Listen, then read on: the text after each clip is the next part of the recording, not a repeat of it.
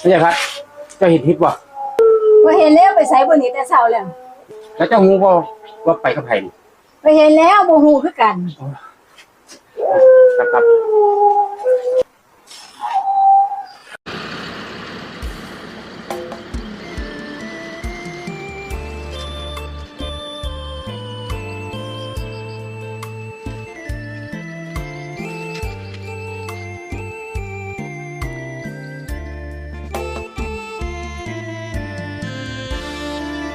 ลาเศร้า